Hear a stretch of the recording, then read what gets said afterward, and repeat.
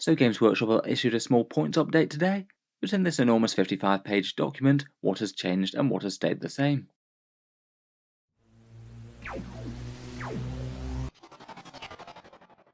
Hello and welcome back to Warspets Tactics, where today I wanted to talk about Games Workshop's couple of FAQs that they dropped. The biggest news for the actual changes is for the Orks, a couple of really quite important things, but perhaps the most interesting thing overall is how Games Workshop delivers the changes and how it causes a lot of confusion and consternation when they update a big document like this. So as I'm sure most of you are aware, Games Workshop updated all the points in Warhammer 40k a few weeks back. They had this digital download for the munitorum field manual. As there's so many units in Warhammer 40k, it's a massive great 55-page document, a ridiculous amount of numbers to read through. Today they dropped a fairly small update for the document, but it is kind of hard to spot exactly what changed and what stayed the same, as this is the arguably slightly unhelpful way that they decide to deliver it. Just post the updated document on their social media, say that something has changed, but not tell us exactly what, and then it's on the community to go for a bit of a treasure hunt through the massive reams of text to see what has changed. I think this kind of approach works okay for some things, but I think the average hobbyist isn't going to be trawling through reading 55 pages worth of content to see if anything has changed for their army. And these small updates aren't particularly well publicised either. They're posted on their social media, but not actually on Warhammer community. And unless you follow them on Facebook or Twitter or something, then you're not going to know that these changes have happened. I think a lot more people tend to find out secondhand through things like Reddit or Discord updates. On their Facebook post, it's just a little bit funny to read their comments. A small random assortment is "this is a 55-page document, what changed?" plus one to all the comments saying that the changes should be highlighted, another vote for "please highlight the changes," and one that starts with "have to wait for Auspex Tactics to cover what changed," once again it seems. Thank you very much, and I guess I'll do my best.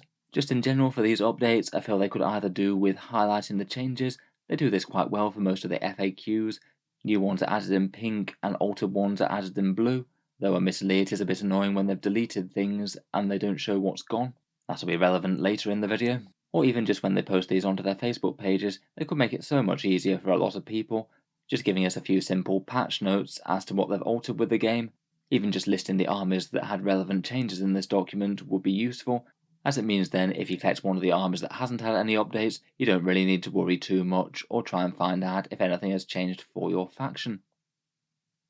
In any case, delivery aside, let's talk about the actual changes, and there's two of them. First up, the changes to the munitorum field manual for the Ork custom jobs, and then rectifying what I think was a mistake from the Codex Ork FAQ, and basically unruining the freebooters culture, which is something that angers rather a lot of Ork players, as they basically broke an army that didn't really need breaking. First up, for the field manual, as best I can tell, almost nothing seems to have changed on the points cost front. The vast majority of the document seems exactly the same. I think the only section that they've added in are points cost for the custom jobs, which they managed to forget the last time round. It does mean that if anyone was thinking that the previous points cost might be in error or something, say for example a lot of people were wondering whether or not they'd omitted the Plague Marine war gear in error, then no, that does seem to be a real change, something that they were intending. And yes, it does seem that Death Guard Plague Marines are going to be running around with a whole ton of free gear. A bit weird, but it's kind of nice to see them as a genuine threatening troops choice, rather than them feeling flatly redundant to Poxwalkers and Terminators. In any case, for the Orks, the custom jobs points costs have been added back in. Previously they were omitted in the last version of the document, and that had a few people scratching their heads.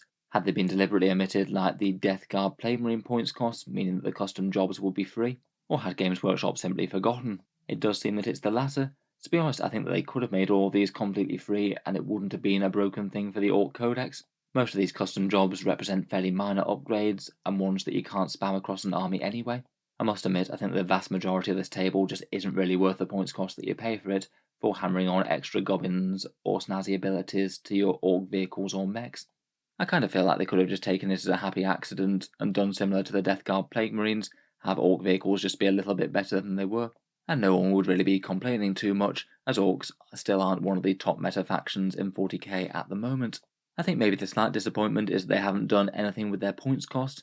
Really quite a lot of the other similar points cost upgrades across the rest of 40k have been made cheaper, things like the Blood Angels Death Company characters, or things like the Necron's Cryptek Arcana, or the Wisdoms of the Prognosticars for Grey Knights. I think the Orks could have easily been in the firing line for similar points cuts. As I said, I find most of these kind of underwhelming, and it could have been a chance to make them just a little bit more relevant.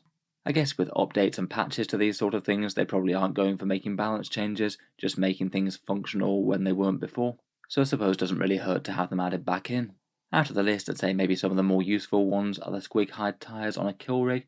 An extra few inch movement could make the difference between getting something like a first turn charge if you're lucky. Or maybe the nitro squigs on the Rockstruck squig boggy. That one gives them +1 to wound on at least a fairly threatening weapon, though admittedly following the barrage changes they're not quite as interesting. In any case though, that seems to be the changes for the munitorum field manual. Everything else that I can see is the same, though please let me know if you spot anything else. And this isn't all the changes for the orcs. The other FAQ that dropped seems to be one that they've updated on the sly. Was basically the Orc FAQ that has only seen one change that I can see, and this wasn't one that they mentioned on any of their social media or anything, so just one that you have to actually go into their FAQ section to take a look at.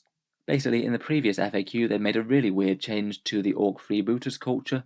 That's the one where if you manage to kill a unit in shooting, you get +1 to hit across your entire army, and that's ridiculously powerful on Orcs, as they'll usually be hitting on 5s, and hitting on 4s is a really big deal, boosting their expected damage by 50%. For some reason, they seem to change that from +1 to hit to reroll hits of 1 when you killed a unit. That went from a +50% increase to a +16% increase, basically going from great to pretty dreadful. And it just seemed like a really unnecessary nerf to one of the better Orc shooting builds, and with Orcs not being one of the top armies at the moment, it just seemed like it was completely silly. At the time, I did suspect that this might have been an error on Games Workshop's part. As I said previously, with their FAQs, they usually add new ones in pink or altered ones on a blue. This one was just in black, and it did make me wonder whether it had just snuck through from a previous draft of an Orc update. Freebooters were arguably one of the strongest things in the entire game when Codex Orks first dropped, but there have been lots of points updates and other codexes come out since then. My guess was that at one point Games Workshop was thinking about fixing the culture by making it massively weaker, but they decided to go down the line of points cost updates and balanced data slate things instead. I'm going to guess that change was on a draft Orc FAQ document somewhere, and then when they published the next version of it, it just snuck in with the rest, and gave Orcs an unnecessary kicking when they're arguably already down. From taking a look over the Orc FAQ, it now looks like the offending FAQ has been removed, freebooters are back to being +1 to hit once more, and being a fairly credible threat for Orc shooting builds, even though I think they have a lot more competition from the melee with the new version of the War. Freebooters are in a bit of a weird place, I think. They're arguably the strongest shooting clan by quite a long way, unless you count Speed Mob. I think it might be more the case that things like Bad Moons could do with a bit of a buff, as opposed to freebooters needing a nerf. So anyway, those are the two changes for 40k, all custom jobs and freebooters being unruined. Everything else seems to be business as usual at the moment. Let me know your thoughts down in the comments below. What do you make of the changes and the way that Games Workshop delivers them? It's always good to hear alternate takes. If you've enjoyed the video, feel free to subscribe to Auspex Tactics, where I will certainly keep on covering Games Workshop's news and rules updates. If there's changes, I'll try and make sure I discuss them on the channel. Finally, if you have been finding Auspex Tactics useful in covering 40k rules updates, I would just like to mention that the channel has a Patreon page, and you can find it down in the video description. It is what allows me to do Warhammer 40k as my main thing, and make such regular coverage possible. Channel patrons do get a fair few advantages, seeing certain videos early each week, regular votes to see what sort of things happen next on the channel, and automatic entry into the regular prize giveaways with a chance to win some big model kits each month. If any of that sounds good to you, or you'd just like to help support, the link is down in the video description. In any case, a massive thank you for listening, and I'll hope to see you guys next time.